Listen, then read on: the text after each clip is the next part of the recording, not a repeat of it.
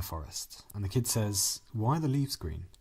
And his dad, who's a botanist or a tree surgeon or something, says, "Well, because of chlorophyll. Chlorophyll's green, and leaves have chlorophyll in them." And the kid says, "Uh-huh." And they walk a little more, and the kid says, "But why is chlorophyll green?" And the father says, well, light bounces off things differently sometimes, and if chlorophyll is a certain density, blah blah blah or something, so it's green." And the kid says, "Okay." And they walk a bit more, and the kid says, "But why does light work like that then?" And the dad says, "Jesus Christ, because that's how physics works."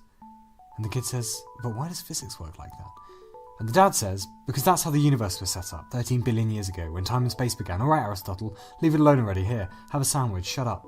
And the kid eats his sandwich, and he looks about a bit, and they walk a bit more, and the sun's going down, and they're heading back to the car, and the kid says, "Then why did time and space begin?" And that is a pretty good question. Everything has a beginning, however weird or wonderful. There weren't always planets, or stars, or galaxies. Everything had to come from something, didn't it? Well, sure it did. 13 billion years ago, we're told, the universe just appeared, and it was very simple. Just atoms, and then molecules, and chemistry, and stars, and then planets, and then ecosystems, and then curious sons and irritated fathers quite a bit later. But how did it all start? There's two answers here, aren't there? See, everything either came out of nothing, for no reason at all, or everything has always been around, well, forever. And both options are absolutely mental, and one of them has to be true. Other answers that will not win the cash prize include 1. God did it. Yeah, well, then what did God? 2. I don't care. Yes, you do. The stuff you're made of is 13 billion years old too. You should give a damn. Or 3. Maybe we're just too stupid to work it out, which is what everyone says shortly before someone works something out. So, everything came from nothing, or everything has always been around. Well, which one makes more sense? Okay then, let's say everything came from nothing. So there's nothing, and for no reason at all, the universe just, well, appeared. Well, weird stuff happens in the world all the time, for apparently no reason. Why can't the universe have just come around like that too? Well, it's different. See, when you get a freak tax rebate, or someone crashes into you at a junction, it might seem random, but there is a cause. It's just so complicated that you can't fathom it. One thing follows another, and another, and another, and another, and another, and then whatever happens, happens. So what does that have to do with everything coming from nothing? Well, if there's nothing, there's nothing. Nothing can't cause anything. Everything in the world that happens is because of atoms bumping into other atoms. Well, actually they never touch, but that's a story for another time. And fields interacting with other fields. Nothing doesn't have atoms or fields. It's nothing. So what then? There's black. And more black. Not even black actually, just nothing. And then for no reason at all, there's something. No cause, no anything, no rhyme or reason, just pop. And out comes the universe. But that's mad. Nothing can be without a cause. Well, here are some fun ideas then. Time is drunk. What if time can double back on itself? What if the universe was caused from its own future? There's still a cause, there's still an effect, it's just that the bang came first and then the cause caused it much later, maybe at the end of time.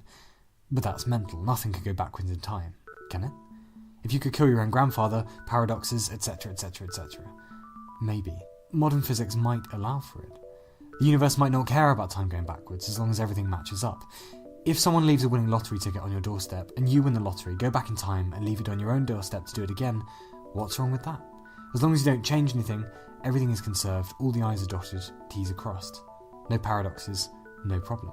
Nature likes stuff. What if a property of nothing is that it makes somethings? What if, just like the way gas expands to fill a room or goldfish grow relative to the size of the tank, nature fills nothing with stuff? Because that's a quality that nothingness has, that's its character. Now, this is an interesting one, we'll talk about it in another video, but this has some insane consequences for the rest of the universe as well. Everything has been around forever, and ever, and ever, and ever, and ever, and ever. Let's put us here, and the Big Bang here, and whatever came before it here, and before that here, and here, and here, and here, and here. And you just keep going forever, backwards, forwards, whatever. Time never ends, and it never began. Is that even possible? Maybe. Mathematics allows for infinities, but we don't see infinities in nature. But equally well, nature has turned out to be completely insane before, so why not again? What if something has always been here? Is it possible even to wrap your mind around that without dosing yourself with high-grade LSD first? How can something not have a beginning? Well, what if it's a loop? What if time just bends back on itself again and again and again, and everything has already happened? This video, waking up this morning, your birth, marriage, death, all of it in exactly the same fashion. And not just a few thousand times, not just a few million, but infinitely, already, and will carry on infinitely. Well, the moral of the story there is don't screw anything up, because if you do, you'll be screwing it up literally for the rest of time, forever, over and over. No pressure. Who cares? Well, reasonable question, though rather rudely put. You should. This isn't meaning of life stuff, this is meaning of everything stuff. Of you, of the earth, of everyone on it, of everything outside of it. This is how we got here.